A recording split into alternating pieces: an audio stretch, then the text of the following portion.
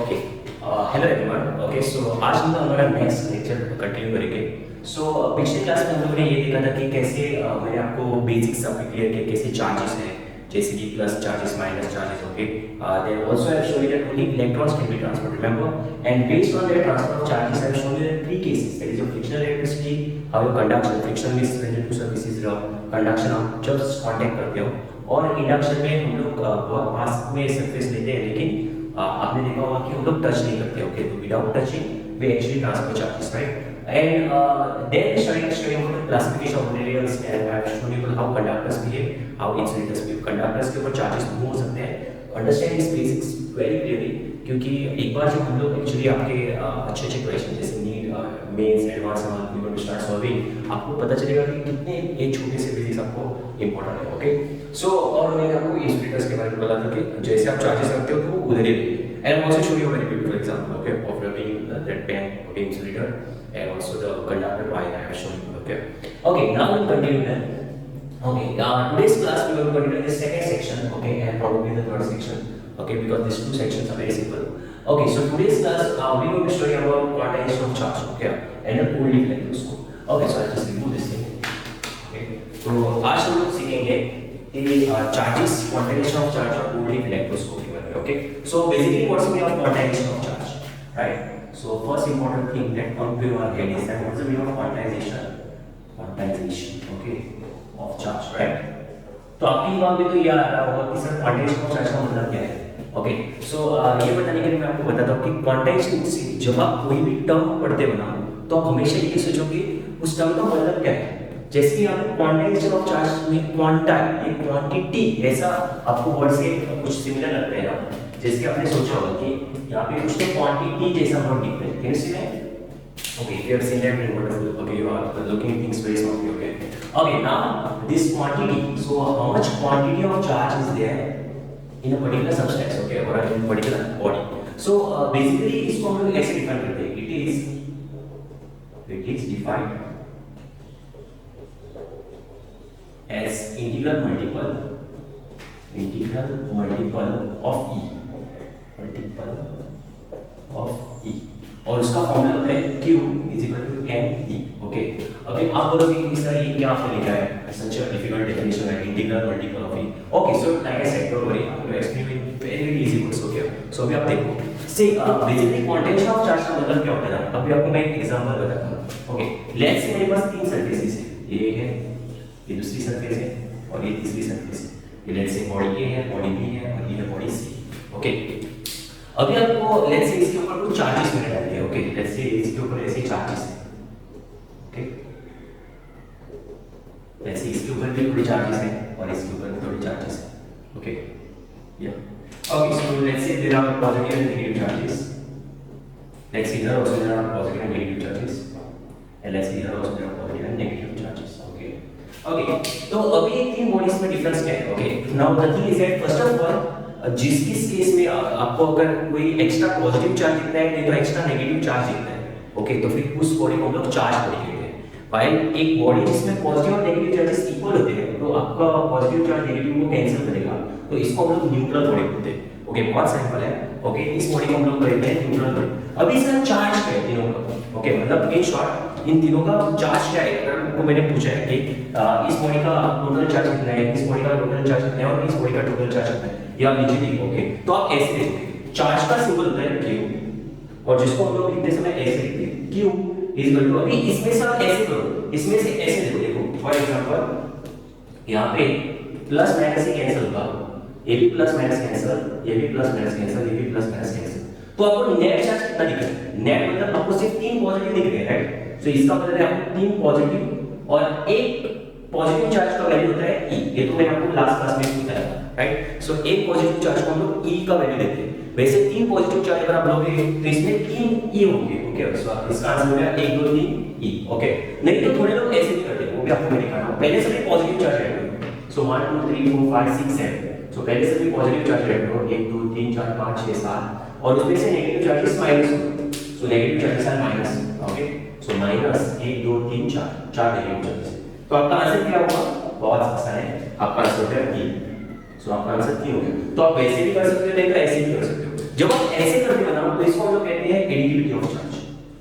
हम लोग कहते हैं एडिटिविटी ऑफ चार्ज। ओके, जिसमें आप पॉजिटिव चार्ज सेपरेटली ऐड करते हो, आप नेगेटिव चार्ज उसमें से सेपरेटली ऐड करके सबट्रैक्ट करते हो, तो आपको टोटल चार्ज कितना होता है वो पॉजिटिव और नेगेटिव मिलके टोटल चार्ज होता है। ओके, और यहाँ पे भी आप वैसे ही करते हो, पॉजिटिव नेगेटिव कैंसिल करके जो रिमेन चार्ज होता है वो आप चार्ज करते हो, लेकिन इसको हम एडिटिविटी बेसिकली नहीं किया, इसमें हमने ऐड नहीं किया, हमने डायरेक्ट कैंसिल किया। Okay, so I hope people understand correctly. Okay, तो इसका चार्ज हो गया +3। अभी आप बताओ कि इसका चार्ज क्या होगा? तो इसका चार्ज आपने देखा कि आप थोड़े बोलोगे सर हम लोग एडिटिविटी कैसे करेंगे, तो अच्छा ठीक है 1 2 3 which is a very boring thing, I understand, okay, but some people might like it, some people will directly answer, will say sir इसका तो आंसर 0 आ रहा है ना, क्योंकि 3 पॉजिटिव है 3 नेगेटिव है, right? Yes, and you are perfectly right. Okay, तो इसका आंसर है 0। ओके, सो इसका चार्ज क्या होगा? सो इसका चार्ज तो हो गया 0, और हम लोग ई मल्टीप्लाई भी करें तो फिर भी आंसर 0 ही आएगा ना, तो इसका चार्ज होगा 0, मतलब 0। ओके, और इसका केस में, इस केस में सो हम लोग डायरेक्ट कैंसिल करेंगे, because I think I hope people have already understood basically the difference between additivity and like normal cancelling. Okay, so here I'll cancel plus minus. So इसका charge total कितना होगा? So इसका charge total होगा 1 2 3 4 5 6, so 6, और एक electron का charge हम लोग लेते हैं -e। I hope people remember this concept जो मैंने लास्ट क्लास में पढ़ाया था। तो एक इलेक्ट्रॉन का चार्ज -e लेते हैं। ओके, so इसका आंसर आएगा -6। ओके, सो बेसिकली अगर आपने तीनों केस में देखा तो इस केस में आपका ओवरऑल बॉडी पॉजिटिव आ रहा है चार्ज, मतलब this is a positively charge body, इसको हम लोग पॉजिटिवली चार्ज बॉडी कहते हैं। This body is a positively charge, this is a neutral body, this is a neutral body, and this is a negatively charge body. Okay, so basically तीन type के bodies होते हैं, एक तो आपका positively charge body होता है ऐसे, एक न्यूट्रल बॉडी हो सकता है, एक आपका negatively charge body. Okay, so we'll just since you understood, okay, what's the difference between positive and negative charge body? I hope you have understood the meaning of quantization of charge. Now, अभी आप लोग sir लेकिन आपने अभी तक ये statement तो इसका मीनिंग तो बताया नहीं। Okay, so that I'll tell you. See, अगर आपने इधर देखा है ना तो सबके साथ e है, can you see that? So सबके साथ e होगा, जिसके साथ मल्टीप्लाई हो गया एक नंबर n, so वो नंबर आपको ये बोलेगा कि कितना नेट पॉजिटिव चार्ज या फिर नेगेटिव चार्ज है। So अगर आपने देखा ना तो यहाँ पे नंबर देखिए +3 है, ये 0 है इधर, और ये -6 है, एक अगर सारे 7 माइनस चार्जेस होते भी तो फिर -7 होता था ना। तो अगर आपने देखा ना तो हर एक केस में हमने e से मल्टीप्लाई किया, कैन यू सी दैट? तो इसीलिए ये जो नंबर्स है ना 3 0 -6 है ना, इनको इंटीजर्स कहा जाता है।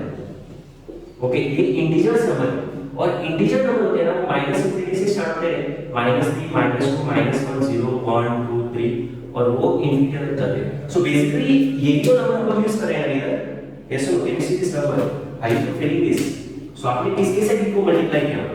आपने e को मल्टीप्लाई करते समय इन इंटीजर्स के साथ मल्टीप्लाई किया, so it's an integral value, means it's an integral multiple, right? So वो इंटीजर के साथ मल्टीपल करके आप इससे मल्टीप्लाई कर रहे हो, so that's why it's called as quantization of charge called as q equal to n, मतलब कितना क्वांटिटी चार्ज होगा तो आप एक इंटीजर वैल्यू देखोगे कितना है वो, और उसके साथ e को मल्टीप्लाई करोगे।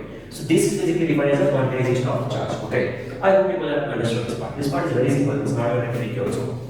And 3 bodies and the total charge of 3 bodies is given as like this. Okay, I hope people understand.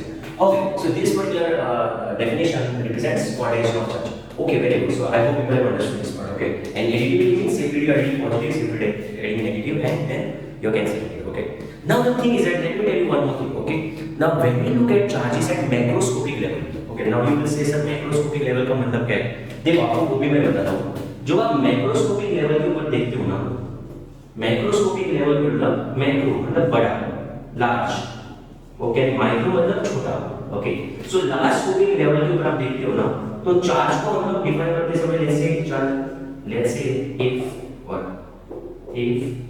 q is equal to let's say 1 microcoulomb, तो अभी तो माइक्रो तो आपने सुना ही होगा, तो आप लोग सर माइक्रो भी बहुत छोटा होता है वैल्यू, चलो हम लोग मिली लेते हैं। फिर मैं आपको बताना चाहता हूँ कि कैसे एक्चुअली एक छोटा सा चार्ज जिसको आपको देखने से दिखेगा कि ये तो सर बहुत छोटा है ना, 1 मिलीकूलम, मिली तो 10⁻³ होता है ना, और कूलम तो चार्ज का यूनिट है। ओके फाइन सर, इस केस में आपके कितने चार्जेस होंगे? मतलब अगर मैंने बोला कि ये बॉडी में तो आपका 0 चार्ज था, ये बॉडी में आपके 6 चार्जेस थे, राइट, और ये बॉडी में आपके +3 चार्जेस थे। लेकिन जब आप मैक्रोस्कोपिक लेवल के ऊपर देखते हो ना, मतलब एक बड़े लेवल के ऊपर, लेकिन आप लोग ये सर ये तो मैक्रोस्कोपिक तो नहीं दिखता है, ये तो 0.001 है ना, क्योंकि 10⁻³ बहुत छोटा दिखता है। लेकिन इस छोटे से चार्ज में ही इसको ही हम लोग मैक्रोस्कोपिक कहते हैं। ओके, अब आप बोलोगे सर इतना छोटा होके भी मैक्रोस्कोपिक, यस आपको दिखा दूंगा, क्योंकि अगर आपने क्यू की जगह पे एन लिया था तो क्यू का वैल्यू है 10⁻3 और एन अगर आपने देखा और ए का वैल्यू है 1.6 -9 तो मैंने आपको लास्ट क्लास में भी दिया था। ओके, तो अगर आपने इसको डिवाइड किया तो आपको क्या मिलेगा, 1 इसको मल्टीप्लाई बाय 1 ऐसा ऑप्शन देंगे ताकि हम फ्रैक्शन से सेपरेट रखें। तो ये होगा 10⁻3 और 10⁻19 ना, तो ये होगा आपका 10⁻90 -3 मतलब 16 होगा और इसका कुछ फ्रैक्शन वैल्यू आएगा। सो 16 6 का हाउ मच, सो समझ आया, ओके 0.6, सो समझ आया, सो ओके 0.62 ऐसे हो जाएगा, राइट। अभी देखो, अभी आप बोलोगे कि सर इसका मतलब है, सी इसका मतलब आपको समझ में आया, ये n होता है वो कितने चार्जेस होते हैं वो होता है ना 1 2 3 4 5 6, राइट। वैसे इधर देखो 1 2 3, इसलिए n का वैल्यू 3 आया, तो इस n का वैल्यू हो गया 0.6 to 10⁻16। सी जब आप सच अ ह्यूज नंबर के साथ कोई भी फ्रैक्शनल वैल्यू मल्टीप्लाई करते हो ना तो इसका सिग्निफिकेंस नहीं रहेगा। जैसे कि फॉर एग्जांपल अगर मैंने आपको बोला कि 10:16 यानी 1 0 0 0 0 ऐसा 16 zeros, मतलब इसका मतलब ऐसा हो गया ना 0.62 to 1 0 0 0 0 ऐसा 16 zeros, यस सर। तो इतने एक्चुअली बड़े नंबर के साथ जब आप एक छोटा सा फ्रैक्शनल पार्ट मल्टीप्लाई करते हो जैसे कि 0.6, ओके इट को भी मैं निकालता हूं राउंड ऑफ करके, तो अगर आपने 0.6 इसके साथ मल्टीप्लाई किया तो इसका क्या फर्क पड़ेगा, एक 0 का ही तो फर्क पड़ेगा ना, means yes it does matter what I am saying, but the thing is that this value is not counted as such. What I am trying to say is that देखो जैसे कि हम लोगों ने इधर 3 6 चार्जेस थे ना, तो इधर हम लोगों ने 6 ये नंबर मैटर करता है, ये सिर्फ 6 चार्जेस थे, तो इसमें अगर आपने 0.6 लिया नहीं तो 0.62 लिया तो उससे आपको कुछ फर्क ज्यादा नहीं पड़ेगा। ओके, सो आप एक इससे मैं आपको ये बताना चाहता हूँ कि जब आप बहुत बड़ा चार्ज लेते हो ना, क्योंकि 1 मिलीकूलम आपको दिखता है छोटा लेकिन वो बहुत बड़ा चार्ज है in terms of charges. Okay, जैसे कि for example if you look at this, dinosaur के सामने एक आप बहुत छोटे होंगे, राइट नो, वैसे हाथी के सामने आप बहुत छोटे होंगे, लेकिन रैबिट के सामने आप बहुत बड़े होंगे, राइट। सो हमेशा हम लोग देखते समय रिलेटिवली देखते हैं, तो यहाँ पे भी ऐसे होगा ना, तो जब आप रिलेटिवली इसके बारे में सोचोगे तो ये हमारे चार्ज के हिसाब से बहुत बड़ा चार्ज है, तो बहुत बड़े चार्ज के केस में हम लोग ऐसे कितने चार्जेस होंगे ना उसका सिग्निफिकेंस नहीं देते, हम लोग रेश टू पावर को ही ज्यादा सिग्निफिकेंस देते हैं। ओके, सो जो रेश टू पावर होता है ना उसको ही हम लोग ज्यादा सिग्निफिकेंस देते हैं। Okay, I hope people have understood this.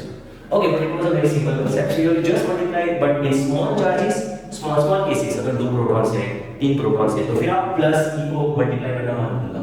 Okay, so 3 proton है तो 3e। ओके, लेकिन अगर आपको ऑलरेडी चार्ज है 1 मिलीकूलम, आपको ऑलरेडी चार्ज दिया हुआ है 1 मिलीकूलम, ओके, तो उसमें कितने सारे पॉजिटिव चार्जेस मिलेंगे। Okay, so in that case आप ऐसे मत बोलना सर इसमें हम लोगों ने वो e मल्टीप्लाई नहीं किया, वो e मल्टीप्लाई n के साथ जब आप ये करते हो ना तभी तो इतना वैल्यू आता है। ओके, तो उसने डायरेक्टली आपको ये चार्ज दे दिया, मतलब उन्होंने आपको ये n का वैल्यू डायरेक्टली लेके e के साथ मल्टीप्लाई करके आपको डायरेक्ट वैल्यू ही दे दिया, तो आप छोटे-छोटे चार्जेस के बारे में मत सोचना, it's huge charges, not many charges. Okay, so material not many charges, okay like anything. Okay, it's a very simple thing. इसी नाउ सम पीपल से आप इतना छोटे-छोटे बातें क्यों बोलते हो, क्योंकि ये छोटी-छोटी बातें ना बहुत मैटर करती है। थोड़े स्टूडेंट्स ऐसे होते हैं जिनको बहुत सारा कंफ्यूजन रहता है, the small things but it matters a lot. Okay, so for those people I just don't want them to get confused. Okay, okay, so this is the concept about your quantization of charge. Okay, so now let's continue that. Okay, अब मैं वो Goldy electroscope के बारे में बताता हूं। अब आप लोग sir what is this goldie electroscope. Okay, goldie electroscope,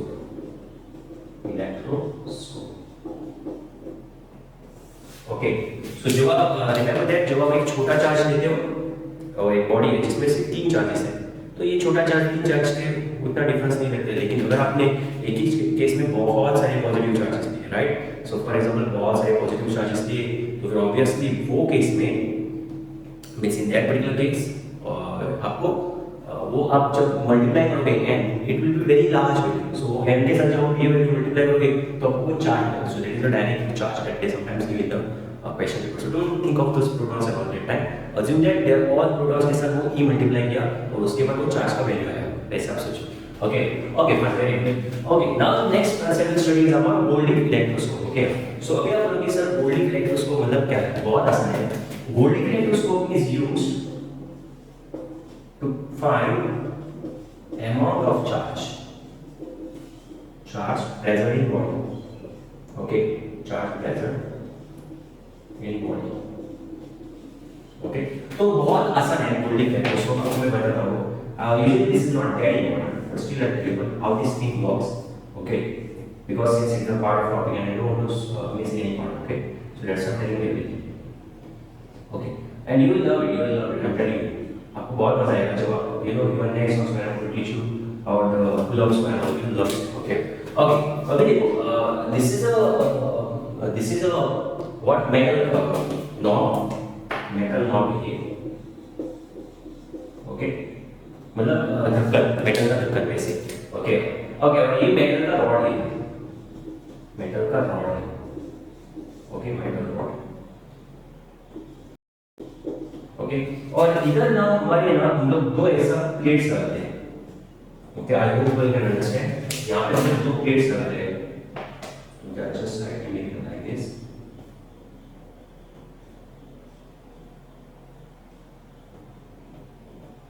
okay, so इधर हम लोगों ने दो प्लेट्स लगाए जिसको हम लोग कहते हैं गोल्ड लीफ, क्योंकि लीफ जैसे है ना पत्ती। ओके, तो दो गोल्ड के हम लोग लीव्स लगाएंगे। ओके, अब आप लोग इससे हम लोग को चार्ज कैसे पता चलेगा? बहुत आसान है। देखो कैसे है ना कि ये एक्सपेरिमेंट में हम लोग ऐसे सोचेंगे कि एक ऐसा रॉड आ रहा है, ऐसा रॉड, और इसके नीचे हम लोग के ऐसे दो गोल्ड लीव्स है।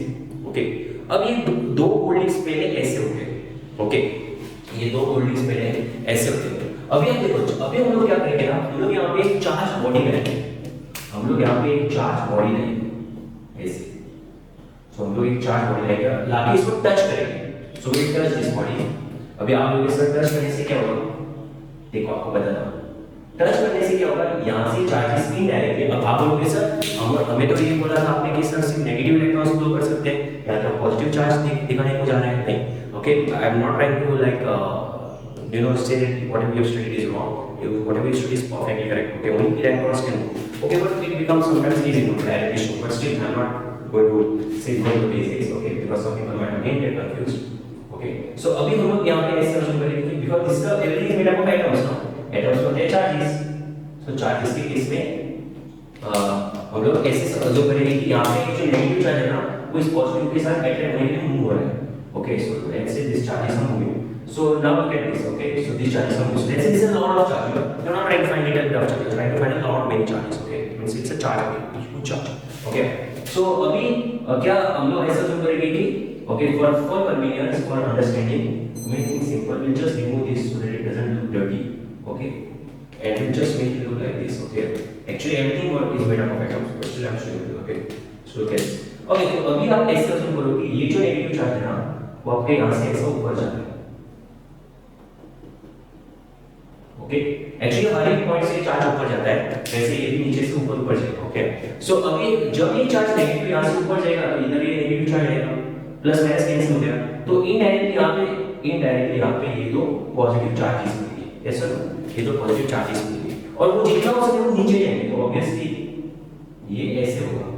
If you see it will look like this. Okay, अभी आप सोचो कि अगर बहुत सारे पॉजिटिव चार्जेस है तो बहुत सारे इलेक्ट्रॉन्स भी जाएंगे। यस सर, और इनडायरेक्टली बहुत सारे इलेक्ट्रॉन्स जाएंगे, तो यहाँ पे जितना पॉजिटिव चार्ज है उसको पॉजिटिव चार्ज रिपेल करके जितना होगा उतना नीचे ही जाएगा।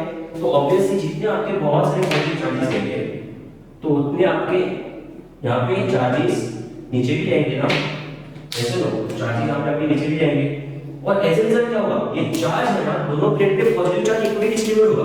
अभी आप ऐसे सोचो। ओके, सो अभी आप ऐसे सोचो कि दोनों प्लेट्स पे आप ऐसा भी ये कहना रहा, तो इस दोनों प्लेट्स के ऊपर अभी आपका चार्ज एक्यूमुलेट हो रहा है, पॉजिटिव चार्ज। ऐसे ना आपका पॉजिटिव चार्ज एक्यूमुलेट हो रहा है, तो अभी आप ऐसे सोचो कि अभी देखो पॉजिटिव एक दूसरे को रिपेल करते हैं ना, लोग ऑलरेडी पढ़ा है पॉजिटिव रिपेल करते हैं, और दोनों अपने पेपर के केस में भी देखा था, पेपर वो लिफ्ट हो रहा था जब अट्रैक्शन हो रहा था, तो वैसे अभी ये दोनों प्लेट्स रिपल्शन के कारण ऐसे मूव होना स्टार्ट हो गए। You understand what I'm saying? They will start to diverge each other. So जितना ज़्यादा डाइवर्जेंस उतना ज़्यादा repulsion. Yes or no? So very simple. अगर आपका रिपल्शन कम है तो फिर ऑब्वियसली चार्जेस कम रहेंगे, अगर आपका रिपल्शन ज़्यादा है तो ऑब्वियसली चार्जेस ज़्यादा रहेंगे। Understanding this point? Okay, so this particular concept is basically going to tell you the amount of charge. So it depends on the divergence between the two gold leaves. Okay. So the thing is that in this case, here, okay. So in this case, here depending or divergence of the gold leaves, we can calculate the amount of charge. Okay, so जितना actually आपका dimensions होगा उसके हिसाब से हम लोग कितना charge है वो भी हम लोग बता सकते हैं। बहुत ही आसान कंसेप्ट है और बहुत ही इंटरेस्टिंग भी कंसेप्ट है। ओके, सो मोर डायमेंशंस, ओके, जितना dimensions, okay, so in reality more dimensions मतलब ऐसा फैलना, ओके, इस what is dimensions. So more dimensions, okay, means more charge, because more repulsion. Okay, so they usually don't ask anything about this, gold leaf spectroscope mostly, but if they ask also, they ask like hardly one mark question like this. Okay, how will you find the amount of charge? Okay, using gold leaf spectroscope. So more divergence between the gold leaves, there will be more charge, right? Hence there will be more repulsion. Okay, so basically this is how we are going to find out amount of charge, okay, using gold leaf electroscope. Okay, और ये diagram में draw करना ताकि उनको, और एक दो statement में आप बोल भी सकते हो कि यहाँ से चार्जेस एक्चुअली फ्लो होके नीचे दोनों प्लेट्स के ऊपर आपका पॉजिटिव चार्ज है। Okay, okay, very good. So this is basically your gold leaf electroscope. Okay, so basically with this your quantization of charge and your gold leaf electroscope is over. Okay, so now we going to go to the one of the most beautiful, very important, okay, and a short question for your mains, advanced, or even your boards also, and that is your Coulomb's law. Okay, so we'll go to the Coulomb's law now. Okay, just wait a second. Okay, so now we'll go to the Coulomb's law. Fine. So I hope people have understood. I hope I'm making things very clear. Okay, people. Okay. So if you do like the videos, definitely share with your friends, and also give likes to us. Okay, show some love. Okay, don't forget it. Yes. Okay. Now we continue. Okay, and now in this concept we want to talk about your Coulomb's law. But before we go to the Coulomb's law, I'm going to teach you something called as point charge. Okay. क्योंकि point charge के ऊपर भी थोड़े बहुत बच्चे बहुत confuse रहते हैं, and there comes the word point. Okay. Now what's the meaning of point charge? Very simple concept. Okay, so I'll tell you what's the meaning of point charge. Point charge का मतलब ये होता है कि सी अभी आप ऐसे सोचो, फॉर एग्जांपल आप इधर जो हमेशा एग्जांपल देने से हो जाता है। Okay, whenever I teach, I always give examples. People like examples and they can visualize things very easily.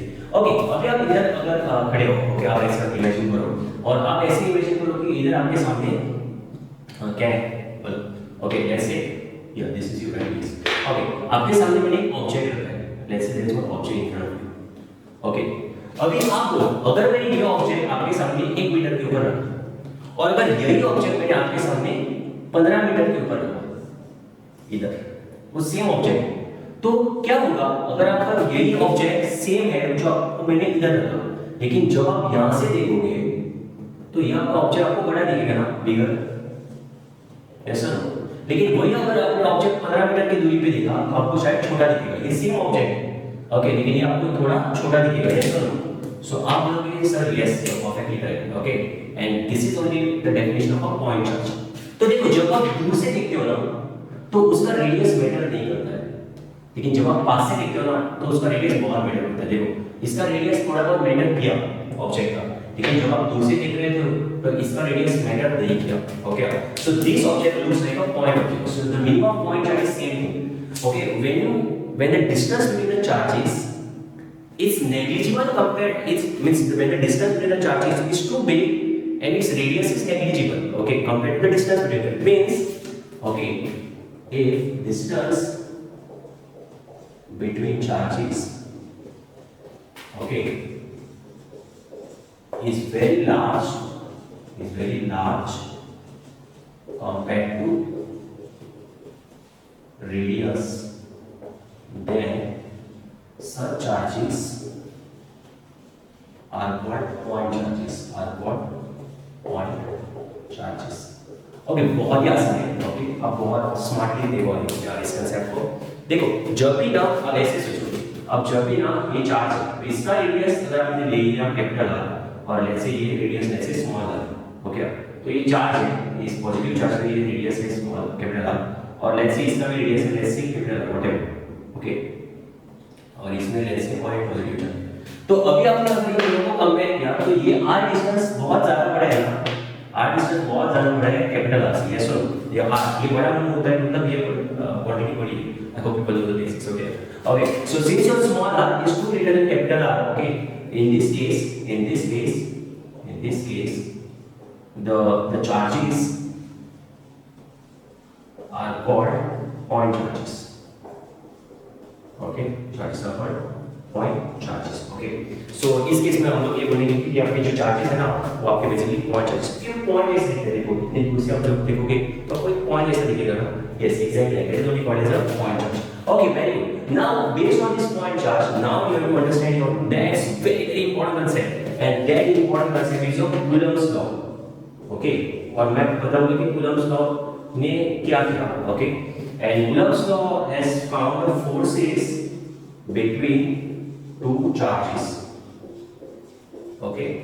so अपने से बहुत सारे बच्चे इंटरेस्टेड होंगे कि ये जानने के लिए इस तरह एक्चुअली Coulomb's law ने किया था कैसे, because some people they already started studying also, okay, some people already know that the force between two charges how to find, but I tell you like explaining how Coulomb's had done it, nobody's going to ask the experiment, but still I tell you because it's very interesting, okay, so I tell you, okay, now I tell you what Coulomb's is, so just now this part, okay, और बहुत ही आसान है और बहुत interesting भी है और आपको बहुत ही पसंद भी आएगा, okay, and I'm going to tell you how Coulomb's has found the forces between charges, okay। so Coulomb's ने क्या किया था कि Coulomb's ने ना एक टॉर्शनल बैलेंस का एक्सपेरिमेंट यूज करके ये फोर्स फाइंड किया। आप बोलोगे सर टॉर्शनल बैलेंस का मतलब क्या है, बहुत आसान है, एक ना आपको ना ऐसा स्प्रिंग जैसा बैलेंस में पता है, जैसे कि अभी फॉर एग्जांपल अब टॉर्शनल बैलेंस में for example like a spring like thing, okay, but not exactly spring, okay, जो एक्चुअली घूम सकता है ऐसा सर्कल में रोटेट। आपने कभी-कभी ये खिलौने में देखा होगा कि उसमें एक छोटा सा फिश लगा रहता है और वैसे डिपेंडिंग ऑन द एयर, जब आपका एयर उसके ऊपर हिट होता है तो ऐसे ऐसे वो रोटेट होता है, okay, that's basically a torsional balance, okay. So अभी आप लोग इसे यहां पे इन्होंने क्या किया, ओके, सो आपको मैं दिखा रहा हूं। सो ये वन पिलर टॉर्शनल है, दिस इज अ टॉर्शनल है, ओके, एंड ये two one pillar spring like this, okay, like a string, और इस स्ट्रिंग में, ओके, यहां पे ऐसा इसको अंदर डालेंगे, make it look like a proper system, you know, okay sir, yes, very good, okay, we make it look like beautiful, okay, so यहाँ पे हमें किसी other will do one thing, keep this like a cylinder, it looks good, no, and it's a cylinder, yeah, it is a cylinder like this, basically it was cylinder only, okay, और इधर हमारे दो pits होंगे, metal pits, okay, so this will be metal spheres, A and B lens, इसको हम लोग A बोलेंगे, इसको हम लोग B बोलेंगे, ओके, और इधर से हम लोग एक छोटा सा होल करेंगे और जिसमें हम लोग ऐसा ओके, ओके, सो इसमें हम लोग इसके आइडेंटिकल, ओके, यहाँ पे A B and A C plus A C C, okay, fine, wait up, yeah, like this, looks good now, yeah, okay, I will report it, okay, yes sir, it looks good, okay, और इधर like circular scale होगी, इधर like circular scale होगी, okay, so like this, total scale is 360, no, round, if you take circle and the total scale is 360, right, yes, very good. Don't forget to place this, okay? Okay, so either this is scale, okay, it's a circular scale, okay, okay, fine. So now I tell you what actually exactly your Coulomb's did, okay? So Coulomb's ने क्या किया वो मैं आपको बताता हूँ. So Coulomb's ने क्या किया ना कि तीन spheres थे, okay, he took eight as identical spheres, okay, A, B, C are identical spheres. अभी आप बोलोगे सर identical sphere का मतलब क्या है? Identical मतलब same है, same. ओके, सो बहुत आसान है। सो आइडेंटिकल मतलब तीनों स्फीयर सेम है, मतलब ए बी और सी अगर अपने तीनों स्फीयर रखे ना तो कुछ फर्क नहीं, मतलब जुड़वा आप जैसे हो गया, so you will not distinguish होते हो, you must have people when they से अरे ये दोनों आइडेंटिकल बच्चे दिखते हैं, okay, like twins, okay, means they look same, okay, okay, तो यहाँ पे तीन आइडेंटिकल स्फीयर्स थे, मतलब तीनों का अगर मास 10 ग्राम है तो 10 ग्राम ही होगा और तीनों का रेडियस भी सेम होगा, ओके। अब ये करने का रीजन क्या है तो मैं आपको बता देता हूँ, देखो तो इनिशियली कूलम्ब्स ने क्या किया कि ये जो स्फीयर है ना, ये सी और ए के बीच को टच कर दिया ऐसा। ओके, ये तीनों न्यूट्रल स्फीयर्स थे। So I just explain the experiment, it's very interesting. Initially okay, let ABC be neutral spheres. Be neutral spheres. Okay. So initially ABC जो ये spheres है ना, वो ऐसे आपके neutral spheres है. Okay. अभी कूलम्ब्स ने क्या किया कि so neutral sphere है तो obviously उनको कुछ matter नहीं हो रहा है, right? Yes. अभी कूलम्ब्स ने ये sphere को निकाला ऐसे. I'll show you here also because I don't want to draw a diagram again and again. Okay. Because it's a simple concept. You can rewind the video and you can forward also if you want to see. Okay, तो उन्होंने एक sphere निकाला जो सी sphere था और इसके ऊपर लाके थोड़ा सा चार्ज करना। सो ये two one particular charge, okay, ये टू वन चार्ज करना था and he you know touch this particular conductor to this particular sphere. Okay, तो अभी तो हम लोग को पता है मैंने तो ये मेथड ऑफ कंडक्शन हो गया। So see I am using so many basics right, this is smartly. Okay, so ये हो गया method of conduction. See method of conduction. Okay, I hope you understand. So if you have seen my first class, you will directly understand that simple touching is what is conduction. Look at the basics. Okay, I'm using every basic over here. Okay, तो इन्होंने यहाँ पे touch कर दिया। So touch करने के बाद हम लोग को ये पता चलता है कि इसमें से अगर प्लस माइनस है, ऐसे चार्जेस में प्लस माइनस है। ओके, तो इसमें से माइनस चार्जेस ऐसे मूव होते हैं ना, यस नो? तो इसमें से ये जो माइनस चार्ज है, नेगेटिव चार्ज जो है, ये नेगेटिव चार्ज ऐसा मूव होता है ना। Yes or no? And after some time, what will get? This sphere will become plus plus, right? And those minus two charges will go on that particular surface. Okay, ये minus two charges 1 2 3 4 5 6 1 2 3 4 5 6, तो इसमें से जो minus आ रही है इसको और cancel करेंगे. Okay, तो ये दोनों cancel करेंगे. So 4, it was 6 initially, now it is 4 and 2. Okay. Okay, so Newton ने कूलम्ब्स ने क्या किया कि basically उन्होंने पहले चार्ज कंडक्टर को ऐसे न्यूट्रल स्फीयर से टच किया, तो इसके ऊपर चार्ज क्यों हो गया, राइट? सो इसके ऊपर आ गया चार्ज क्यों, तो इसके ऊपर चार्ज क्यों हो गया।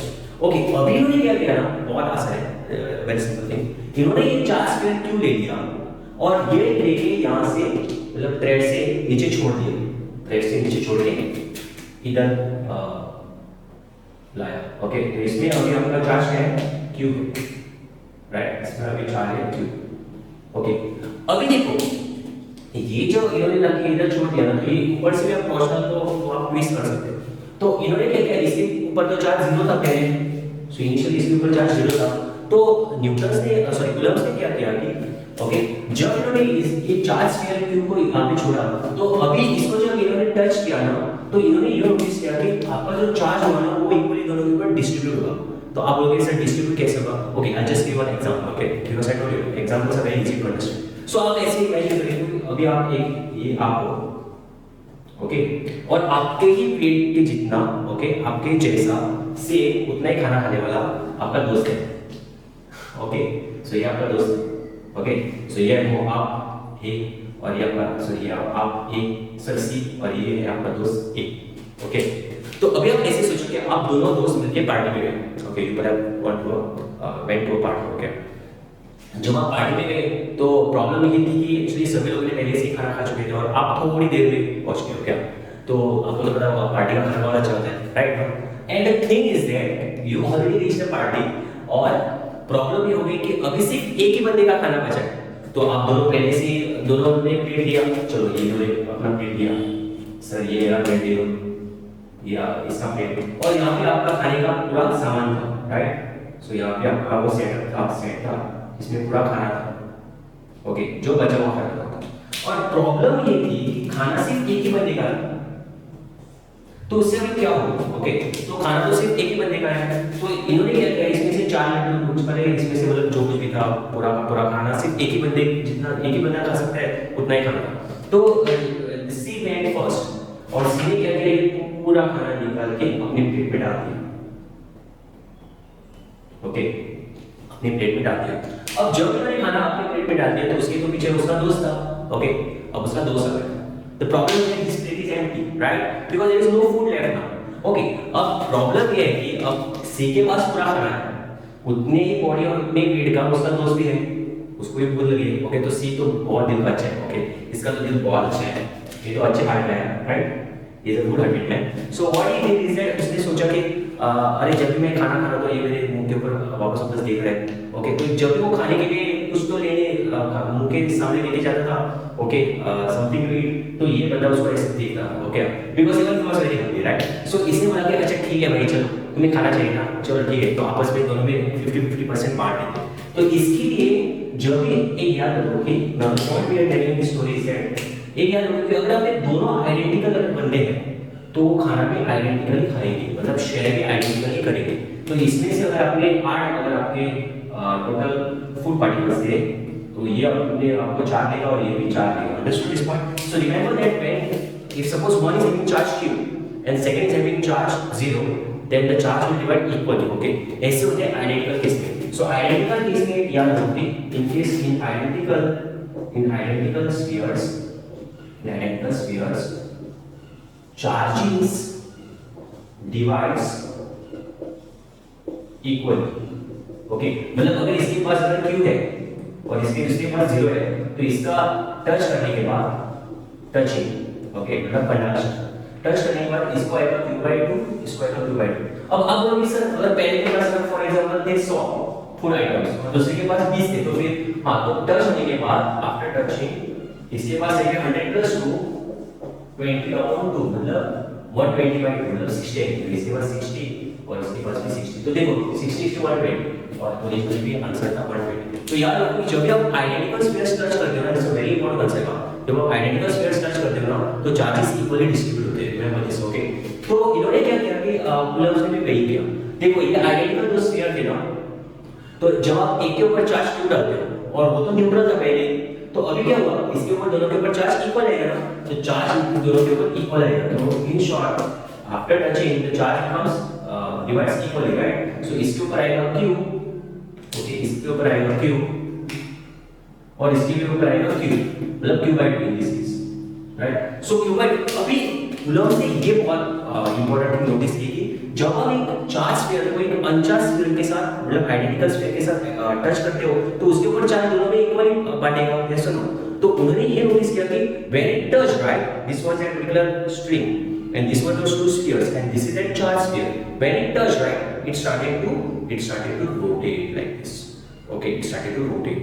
okay, the thing is that once it touched it started to rotate, means basically what happened is that इन दोनों के बीच में पॉजिटिव होने के कारण दोनों के बीच में ऐसा रिपल्शन आ गया और रिपल्शन के कारण दोनों एक्चुअली एक दूसरे से दूर गए। You understand what I am saying? और ये एक्चुअली कूलम्स ने नोटिस किया कि सो पहले उन्होंने चार्ज q/2 के साथ किया, फिर उन्होंने चार्ज q/4 के साथ किया, फिर q/8, ऐसी डिफरेंट चार्जेस के ऊपर उन्होंने एक्सपेरिमेंट किया।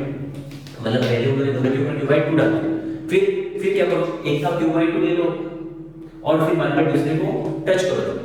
सो फिर से q/4 होगा, मतलब यहां से जो चार्ज है उसका आधा ले लो और इसके ऊपर डाल दो। ओके, फिर और आधा, तो इसमें जैसे आप चार्ज कम करोगे इसमें उतना ट्रांसफर भी चार्ज कम होगा। ओके, सो उन्होंने ये नोटिस किया कि जैसे आप दोनों स्फीयर्स टच कर रहे हो, राइट, तो ये दोनों एक दूसरे के ऊपर जब चार्ज इक्वल होता है तो दोनों एक दूसरे को ऐसे रिपेल करते हैं और ये जो एक्चुअली टॉर्शनल हेड है ना, ये आपका ऐसा घूमता है, so it starts to move like this. Okay, तो इससे कूलम्स ने ये नोटिस किया कि जो फोर्स है ना वो आपका डायरेक्टली प्रोपोर्शनल आपके दोनों चार्जेस के प्रोडक्ट के ऊपर डिपेंड करता है। मतलब ये दोनों के ऊपर जितना चार्ज होना तो उसके हिसाब से आपका रिपल्शन, तो जो बहुत अगर ज्यादा चार्ज है तो बहुत ज्यादा टर्न होता था। अब आप लोग सर ये टर्निंग कैसे, ये टर्निंग हमें ये स्केल दिखाई, तो पहले कुछ एंगल के ऊपर उसको अलाइन हुआ तो फाइनली जब वो टच होने के बाद ऐसा कुछ स्केल एंगल आएगा ना तो बहुत आसान होता है कि फिजिक्स में ऐसा होता है। अगर आपने 11th स्टैंडर्ड थोड़ा बहुत अच्छे से पढ़ा है आपको पता होगा कि टॉर्क होता है ना, वो आपका रोटेशनल में होता है। सो कोई भी चीज अगर रोटेट होती है तो हम लोग उसको टॉर्क कहते हैं। तो वो टॉर्क एक्चुअली होता है डिपेंड होता है एंगल के ऊपर। Torque depends on angle. So for example, there is an object like this, the fan, and let's say it rotates over here. So this depends on torque. So this is R cross F, right? This is R cross this is F, right? So R cross F आपका angle के ऊपर होता है, मतलब torque आपका depend करता है angle के ऊपर। से जितना एंगल रोटेट होगा उतना आपको टॉर्क भी लगाना पड़ेगा ना, बहुत आसान है। सो जितना घुमाओगे उसके लिए आपको टॉर्क भी चाहिए होगा, तो वो एंगल जितना आपका टर्न होगा वो आपका प्रोपोर्शनल टू टॉर्क रहेगा। और वैसे ही इन लीनियर मोशन के केस में, in linear motion this is rotation, right? In linear motion is opposite. In linear motion basically opposite in the sense your force is proportional to your displacement, ये आपका force है, ये आपका angle है ना, क्योंकि टॉप में आप सर्कल में घूमते हो, और your in this case it is your this object, it depends on force आप जो लगाते हो उससे आपको उतना डिस्प्लेसमेंट भी होगा ना। So in this case okay, if you don't know that thing, that equal to kx, ये हमने पढ़ा था इन केस ऑफ स्प्रिंग से level standard. Okay, so force proportional होता है डिस्प्लेसमेंट के ऊपर। ओके, सो इनडायरेक्टली फोर्स आपका डिस्प्लेसमेंट के ऊपर डिपेंड करता है, राइट। सो आपका इनिशियल पॉइंट ये है और ये आपका फाइनल पॉइंट है, right. So I means initial, this f means final point, तो आपका डिस्प्लेसमेंट तो यहां पे भी ऐसे हो गया ना। देखो आपने जितना एक्चुअली फोर्स लगाया उसके हिसाब से वो आपका जो दो चार्जेस थे वो आपका ऐसा टर्न हो गया, तो आप उन दोनों के बीच में डिस्प्लेसमेंट देखो, शॉर्टेस्ट डिस्टेंस, तो वो रोटेट हो गया ऐसे, तो उससे आपको शॉर्टेस्ट डिस्टेंस मिलेगा। यू से how will you get it? It's very simple. Okay, you can get that using this particular trigonometry. You already having a circular scale, you can use trigonometric angles and you can find the answer. Okay, it's very easy. Okay, you know the triangle geometry, okay, maths. Okay, so उससे आपको ये पता चलेगा कि कितना actually displacement के ऊपर कितना फोर्स, मींस जितना आपका ज्यादा डिस्प्लेसमेंट हो रहा है उतना आपका प्रोपोर्शनली फोर्स भी ज्यादा होगा। Yes sir. सो इनडायरेक्टली वो उन्होंने ये फाइंड किया था कि उसका जो फोर्स है ना वो प्रोपोर्शनल टू क्यू ना, मतलब प्रोडक्ट ऑफ दो चार्जेस के ऊपर का, दोनों चार्जेस है ना जितना उसके हिसाब से आपका डिस्प्लेसमेंट हो रहा है, is that displacement. So the more force was that more it was twisting like this, so more it was twisting like this, understanding? So आपका ऐसा ट्विस्ट हो रहा था सारा, ये request. Okay okay fine, that is first case. अब second case में उन्होंने एक और एक्सपेरिमेंट किया। उसने सेकंड केस में क्या देखा पता है? पहले केस में तो उन्होंने ये देखा कि चार्ज के ऊपर डिपेंडेंसी है, और सेकंड केस में उन्होंने ये देखा कि this was case 1। Okay, this was case 1। Okay, second case में उन्होंने ये किया कि पहले से ये जो टॉर्शनल हेड है ना वो आपका एक पर्टिकुलर टच होने के बाद दोनों के ऊपर चार्ज लगा। ओके, मिस्टर करने के बाद चार्ज तो आएंगे, और उन्होंने ये देखा कि अगर अपने पर्टिकुलर डिस्टेंस के ऊपर दोनों चार्जेस को रख दिया, for example in short this is I can say this is a fixed charge, right, and let's say this is your torsional head, so you can rotate this. So अगर आपने एक particular distance के ऊपर रख दिया तो उन्होंने देखा कि जितना आपका चार्ज है ना उसके डिस्टेंस के ऊपर भी आपको फोर्स डिपेंड होता है। सो अगर आपने डिस्टेंस बहुत कम लिया तो शायद फोर्स ज्यादा होगा, और अगर आपने डिस्टेंस बढ़ा दिया तो शायद फोर्स थोड़ा कम हो गया। You understand? So it also depends on distance. See, the distance between the two charges will also determine the force. This is one case, and let's say this is the second case. Okay, you have already rotated this and kept like this, so there is a rotation, so it will twist like this. Okay, so the thing is here, ये आपका distance के ऊपर भी है और charges के ऊपर भी। तो मतलब distance के ऊपर ही आपका force dependent होता है। Okay, तो अगर आपने इन दोनों को अगर बहुत ही पास रख दिया ऐसे, तो रिपल्शन ज्यादा होगा, F repulsion is more। और अगर आपने इन दोनों को बहुत दूर रख दिया तो थोड़ा लेस होगा रिपल्शन इसके compare. Okay okay, so the thing is that इसके कंपेयर टू वहां पे रिपल्शन थोड़ा, तो इसका मतलब ये होता है कि फोर्स दो चीजों के ऊपर डिपेंड करता है। वो डिपेंड होता है कि कितना चार्ज है Q1 और Q2, और सेकेंडली वो डिपेंड होता है कि कितना डिस्टेंस है उन दोनों के चार्ज के बीच में। और ऐसे उन्होंने एक्चुअली डिराइव किया कि फोर्स है ना वो उसका बेसिकली फॉर्मूला ऐसा होगा, proportional to Q1 to by R square. Okay, so this will be your force formula.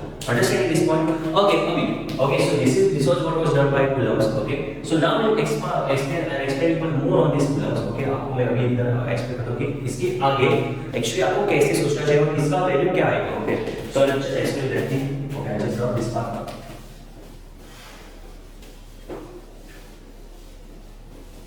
Okay, so अभी आप कैसे सोचो? See, force is proportional to Q1 Q2 by R square, right? So आप इस force को ऐसे लिख सकते हो 1/4 pi epsilon naught Q1 modulus Q2 modulus by R square.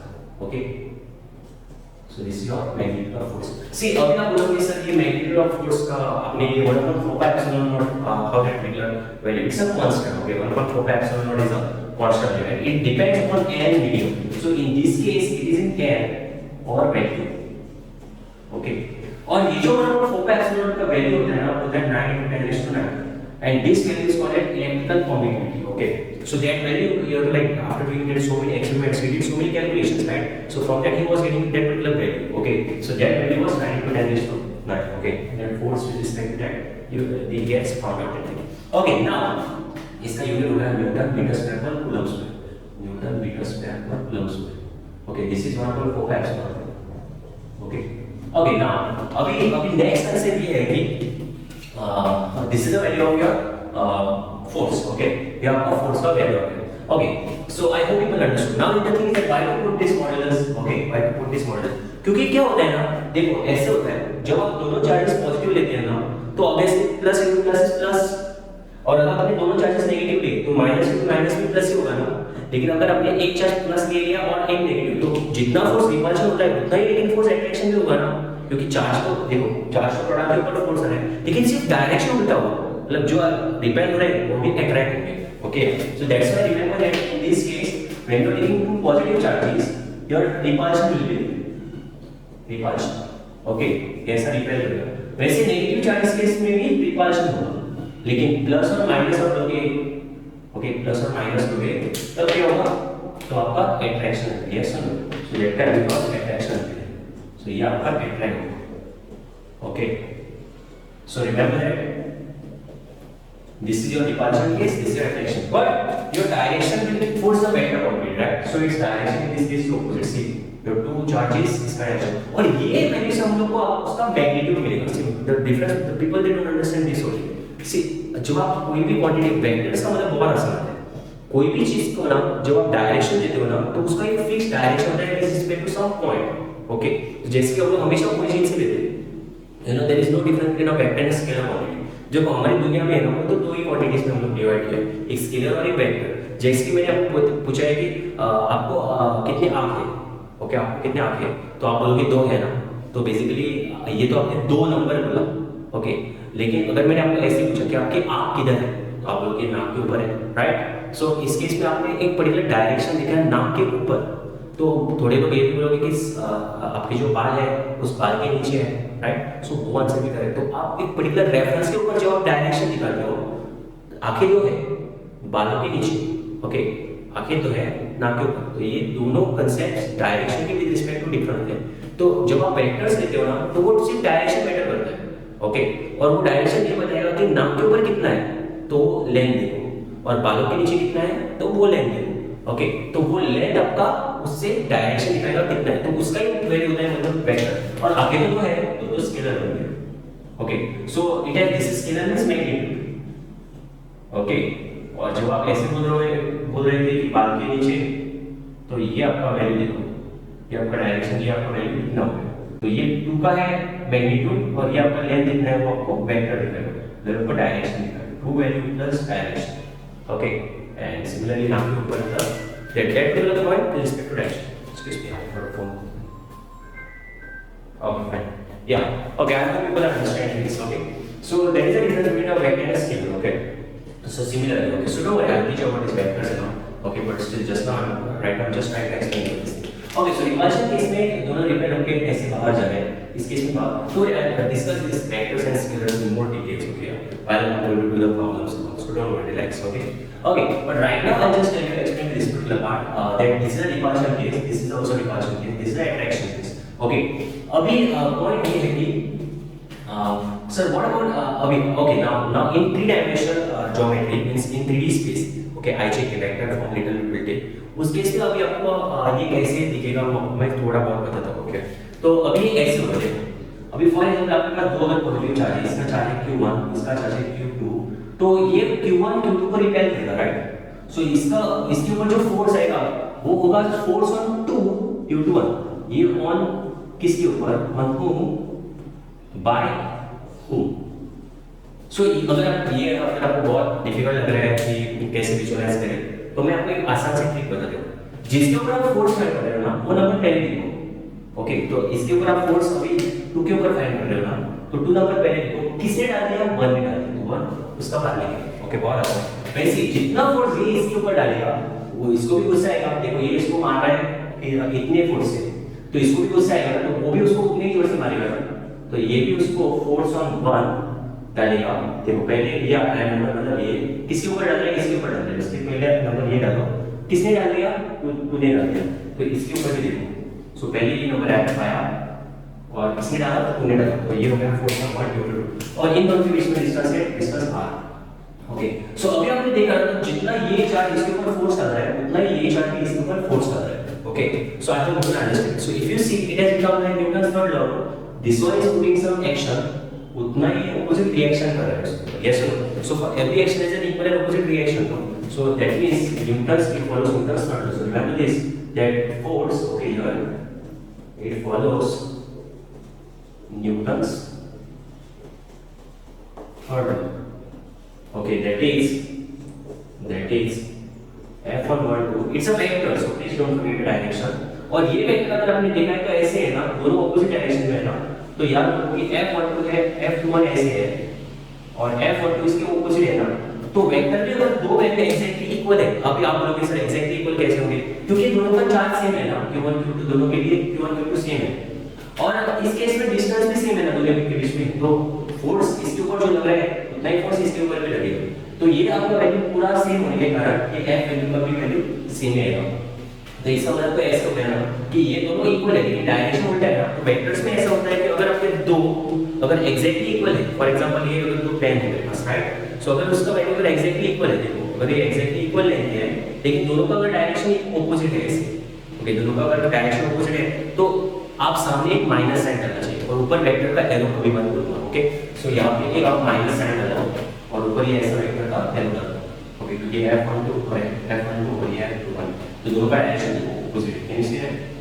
Okay, like this and this. Okay, so this is this and this is. तो उल्टा है डायरेक्शन दोनों का, लेकिन वैल्यू जो है ना, लेंथ जो है दोनों का वो एक्जेक्टली इक्वल है, तो इसलिए एक का 1 2 एक का -2. Okay. Okay. So basically this is exactly how your Coulomb's define your Coulomb's. This is what an arrow vacuum. Can you remember? Okay. अभी आप ये बोलोगे कि सर अगर यही अगर हमने अगर किसी मीडियम में रखा तो कैसे होगा? ओके, तो एरो वैक्यूम में तो आपको समझ में आया क्योंकि ये तो न्यूटन ने एरो वैक्यूम में तो कांसेप्ट किया ना। ओके, तो अगर आपने मीडियम पे रखा तो क्या होगा?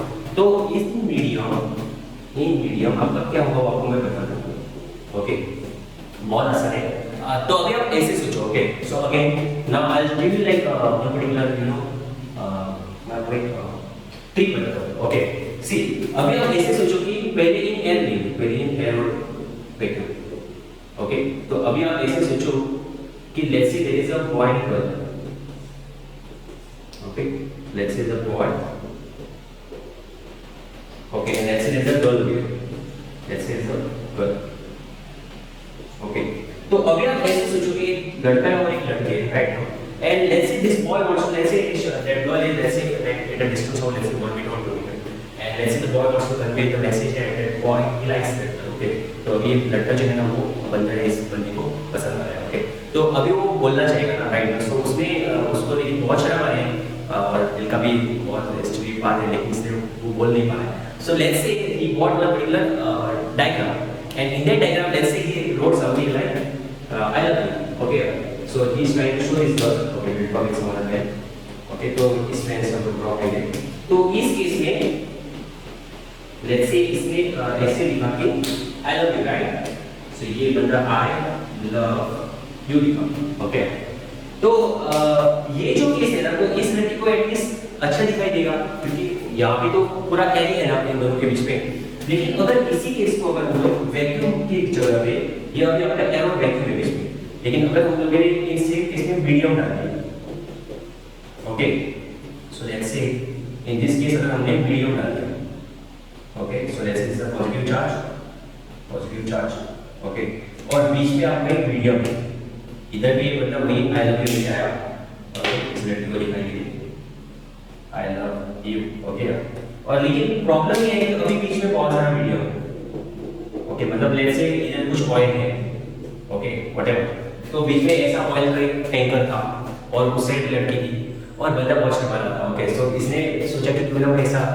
कागज के ऊपर लिख के उसको दिखा दे, तो पहले एड केस में तो लड़की बहुत खुश हो गई, okay, she became very happy, so will put a nice smile on her face, okay, because she understood that this guy wanted to say I love you, right, so and then there was an attraction between them, okay, very strong attraction between them, but in this case what happened is that अब बंदे के सामने एक oil का tanker था, okay, तो बंदे ने फिर भी लेकिन ट्राई कर दिया, ओके, तो लड़की तो पहले से ही खुश थी, ओके, तो अभी क्या होगा, now if suppose this particular girl now he's trying to convey the message, right, so I love you, he's trying to say I love you to the girl, okay, but there is a oil in between, no, so oil होने के कारण क्या होगा, क्या उसको ठीक से दिखाई देगा, शायद उसको ठीक से नहीं दिखाई देगा, राइट, तो उसको ऐसा लगेगा कि अभी एक लड़की जब उसको देखेगी उसके पोस्टर को तो उसको ऐसे लगेगा कि अरे इसमें क्या लिखा है इसमें, ओके, तो इसके हम लोग आपसे देखते हैं कि इसके हिसाब से ये क्या तो शायद इस लड़की का मैसेज ठीक से पहुंच नहीं पाया होगा, इसको ऐसे लड़के का मैसेज नहीं पहुंचा होगा, ओके, इसको ऐसे लगा होगा कि आई तो एज नहीं है वैसे डॉट डॉट ऐसे कुछ डाल दिया लगता है, और ये क्या है, ये मेरे को पोटैटो का नहीं देता है, सो उसको ऐसे लगेगा कि ये जो हार्ड है वो शायद उसको हार्ड नहीं दिखेगा, क्योंकि ऑलरेडी धुंधला धुंधला दिखेगा ना, सो ऑब्वियसली उसको लगेगा कि अरे ये बंदा मेरे को पोटैटो बोल रहा है, अच्छा तो मैं मोटी हूं क्या, ओके, और यू भी बोल रहा है तो यू शायद ठीक से दिखा होगा, लेकिन आई ठीक से नहीं दिखा, तो पोटैटो, यू आर पोटैटो ऐसा दिखेगा ना, so obviously the thing is that in this case the force of attraction will decrease, no, yes, so याद रखो कि जब भी कभी मीडियम आता है ना, तो इस केस में फोर्स ऑफ जो अट्रैक्शन होता है 1.45 एप्सिलॉन नॉट k होता है, okay, q1 q2 upon r², तो ये सेम डिस्टेंस के ऊपर रुका था, इसका भी चार्ज q1 था, इसका भी चार्ज q2 था, लेकिन बंदे ने मिस्टेक किया, बंदे के बीच में मीडियम हो गया, तो जब मीडियम बीच में आ रहा है तो इसके कारण उसका फोर्स ऑफ अट्रैक्शन भी कम हो गया, देखो आपका k वैल्यू आ गया, तो k वैल्यू के कारण आपका फोर्स ऑफ अट्रैक्शन डिक्रीज हो गया, तो याद रखो कभी भी मीडियम आता है ना, तो वो लड़की जब आपको दिखेगी, ओके, तो शायद उसको ये लग सकता है कि आप उसको पोटैटो बोल रहे हो, ओके, तो इस केस में भी आपका हार्ट भी पोटैटो भी दिखता है ना, तो get this, okay, maybe it's a heart but it looks like a potato, like a potato, this is calling fact, yeah, that's done, break up, okay, so the thing is that the force has decreased, okay, तो लड़कियों को ऐसा लगना होगा कि आपने शायद उसको पोटैटो बोल दिया, okay, so remember that in case of medium that term is k, and इस k को हम कहते हैं डायलेक्ट्रिक कांस्टेंट, ओके, ये आपको सिर्फ ट्रिक है आप याद रखने के लिए कि मीडियम में आपका अट्रैक्शन कम होता है, पोटैटो के थ्रू याद रखोगे, अच्छा तो वो मीडियम था ना, तो मीडियम के केस में क्या आया था, k के कारण फोर्स डिक्रीज हो गया, तो इसको इस केस में डायरेक्टली कांस्टेंट होता है, इसको कहते हैं, okay, so make things very interesting and it becomes very much fun, okay, so this is the case of air, in air there is no k value is 1, इधर k का value होता है 1, okay, q1 q2 upon r², okay, और इस case में k का value 1 से ज्यादा होता है, obviously फोर्स कम होगा, अट्रैक्शन कम हो गया, पोटैटो दिख गया, ब्रेकअप हो गया, okay, understand this point, okay, so this is the concept of your Coulomb's law, okay, on this concept now I'll just teach you a last part, and that is about what is the force experienced by a charge when there are system of charges, okay, and then this concept will get over on force, okay, so I'll just take this one last thing, okay, okay, so I'll just write this one, potato, okay, okay, look at this, okay, so अभी हम लोग वो next concept पढ़ेंगे, जिसमें हम लोग ये पढ़ेंगे कि अगर फॉर एग्जांपल ऐसे बहुत सारे चार्जेस है, so in case of system of charges है, तो उस केस में पर्टिकुलर चार्ज के ऊपर फोर्स कितना है, so force experience by charge, so I right this here, force experience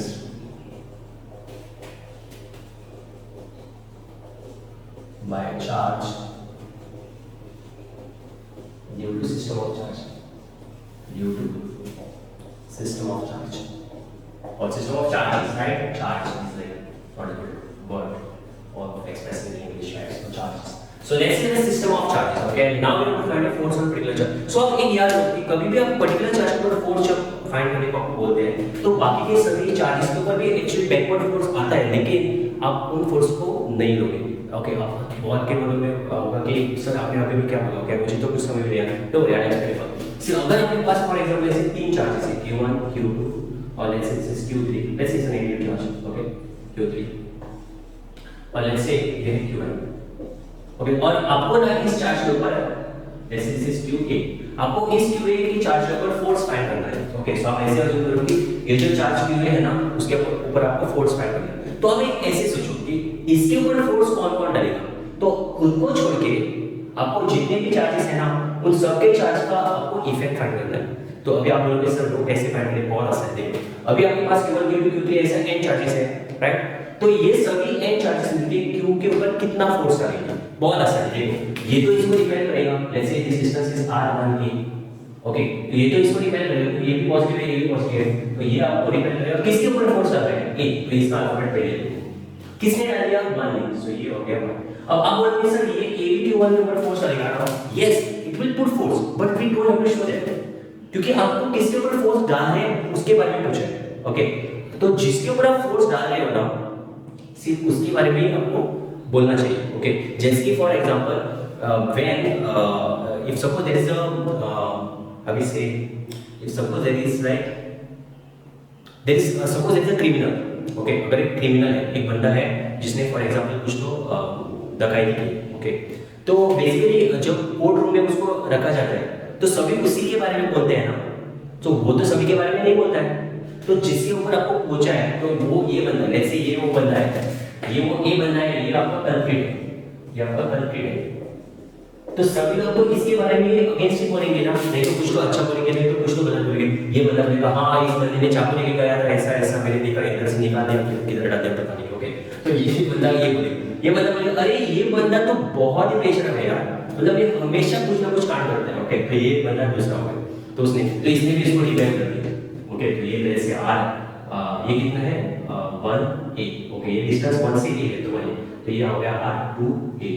तो ये आपका बंदा बोलेगा कि अरे ये बंदा तो बहुत बेशरम है, ये इसको तो जेल में डाल दो, इसको तो फांसी दे दो, ओके। अगर घर में रस्सी नहीं है तो मेरे रस्सी डाल के दे दो, अभी भी फांसी दे दो, ओके। तो ये बंदा बोल रहा है कि अभी उसको फांसी दे दो, ओके। तो घर में रस्सी भी नहीं है तो जज बोल रहे थे मैं लगा देता हूं, ओके। अभी ये तीसरी बंदी थी तो वो तो उसकी गर्लफ्रेंड थी, ओके। तो गर्लफ्रेंड तो हमेशा अच्छी होती है उसकी, ओके। ये गुंडा का अच्छा आदमी तो नहीं था लेकिन फिर भी गर्लफ्रेंड, ओके। तो ये लड़के ने बोला अरे भाई ये तो बहुत ही अच्छा बंदा था, ओके। तो ये बंदी तो उसके ऊपर तो पहले से ही मतलब पिक्चर की हीरोइन थी, राइट। तो इसने बोला अरे तो बंदा बहुत अच्छा है, बंदा तो ऐसे बंदा आपको इस दुनिया में नहीं मिलेगा, ओके। तो इस बंदे के ऊपर एक अट्रैक्शन फोर्स आ गया, can you see that, okay. Can you see that, yes this is F1 A due to 3, right. तो ये बंदी बोल रही थी कि ये तो बंदा बहुत अच्छा है, तो दिल का तो बहुत ही मतलब पता नहीं सच्चा है, ओके, लेकिन बहुत अच्छा है, ओके। तो the thing is that this one attracted, तो सभी लोग इसी के बारे में बोल रहे हैं ना अभी, यस और नो। तो ये भी बंदा इसी के बारे में बोल रहा है, ये भी बंदा इसी के बारे में बोल रहा है, ये लड़की भी इसी के बारे में बोल रही है, ये शायद उसका कोई दादाजी है, ओके। एंड चार्ज, लेकिन वो दादाजी को भी एक्चुअली बचपन में पैसे लेके चोरी करके चला गया था, ओके। तो बचपन में दादाजी के पैसे चोरी करके गया था, दादाजी को पहले से गुस्सा था, तो दादाजी ने बोल दिया ये भी एक बंदा बहुत ये नो एंड चार्ज, ओके। ये बंदा बहुत एक्चुअली इसको फांसी ही होनी चाहिए, ओके। नहीं तो गोली मार दो, ओके।